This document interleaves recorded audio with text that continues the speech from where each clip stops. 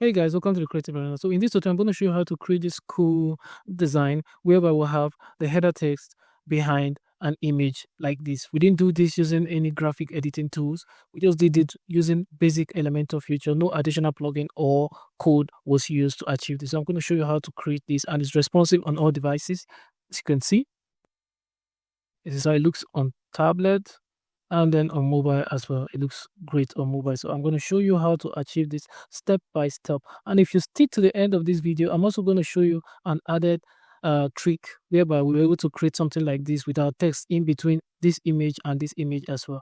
I'm going to show you how to achieve that as well. So without further delay, let's dive in and get started. In our Elementor editing screen, what I'm going to do here is I'll click on this plus icon here, select the flexbox container, select the structure here.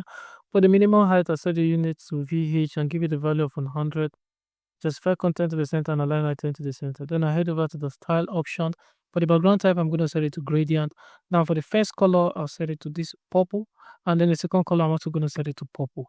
Then I go back to the first color, and then I'm just going to reduce the brightness of the color a little like this, and then come over here to the type and then set the type to radial. Right, so we now have a gradient that looks like this. Okay, so now the next thing I'll do, come over to the add element and then select the heading widget. For the text here, I just set it to pure. Go to the style option and tweak it a little bit. For the typography, I change the family here to area. The font size, I change the unit to REM and give it a value of 14 REM. Come over to the width, I set the width to 900 black. Come over here to the transform and set it to uppercase. So when I have something like that, then I come over here to the text color and set the color to white. All right, so when I have this, okay, so the next thing we do here is come over to this container here, head over here to the background overlay, and then the background overlay type, we're going to set it to gradient, to classic. Now I'm going to add an image here. So in our media library, we're going to select this image here. Okay, so now we're going to fix this by coming to the position, set the position here to center, then come over here to the repeat, set the repeat to no repeat. The display size for now, we're going to set it to contain. And then for the opacity, we're going to increase it to 1. So it becomes visible like this. So now the goal is to make this text here be behind this particular image here, instead of us making use of graphic editing tools to set it out. Just this is how we do it, so we can easily edit the text, edit some of the content easily on our website without having to go to Photoshop or whatever graphic editing tool you're making use of. Okay, now mind you, this particular image we used in our background overlay, it must be transparent. That is PNG, no background image. Okay, so that it fits in perfectly well. So what we're going to do here, under this container, we're going to go to the advanced settings, come over here to where we'll have the z-index and give it the z-index value of 1. Nothing has happened. And this is where the trick is. We'll come over to the heading, go to the advanced settings and come over to the z-index, and then we're going to give it a z-index of -1. We now have it like this. So as you can see, this is pretty much how it looks. So now we can also make this work on our mobile devices and other devices, like that, is to make it responsive. So we can see how it looks on tablet. Now let's go back to the desktop. Now this particular image is kind of big, so we can still adjust it by coming over here to the style option, come over to the background overlay. Then for the display size, we're going to set it to custom this time around and then reduce it to like 33%, like that. This looks better. Okay, so now on tablet, this is what we have. It's too small, so we can fix it on tablet by coming over here, change the unit to percentage, and then increase it a little. Yeah, 48 is also good. Now we'll go to the mobile. Now this is what we have on the mobile. So what we're going to do here on the mobile is, first of all, let's come over to the heading text, go to the style, and then the typography. The font size, let's reduce it to 6.5. Okay, and then for our background overlay, let's go back here and adjust that as well. Come over here. Now Elementor also give you the ability to change the image you want to display on the mobile. You can change it here. Okay, we won't be doing that. So now let's come over here and increase this a little. Yeah, this looks perfect. So now we now have it looking nice on mobile and also looking nice on tablet and on PC. Now there's another trick I'm going to show you that can make your design look like you put in a lot of effort on graphic editing, not knowing that you just actually make use of basic Elementor tools with some little bit of trick and understanding how z-index operates or works. So now this is what we're going to do.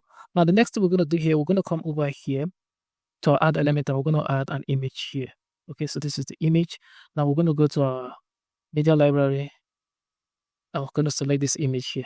Okay, so now this is the image we've added here. We'll now see things looks a little bit distorted, but not to worry. We're going to fix it, and I'm going to show you what I'm. All right, so now we'll come over here to the position. We're going to set the position for this image to absolute. Okay, now this is where it is. Now we're going to come over here, and let's just take a look at what we have here. All right, so what we're going to do here is let's go to the style, and then let's reduce the max width of our image to something like this. Let's see. All right, this is what we have here.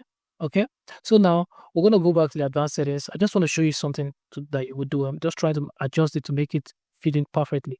All right, so we can come over here for the absolute, the horizontal position, the offset, we can just shift it this way, and then for the vertical orientation, we can bring it downward like this. So now we now have this like this. Okay, or we can still shift it to the right a little.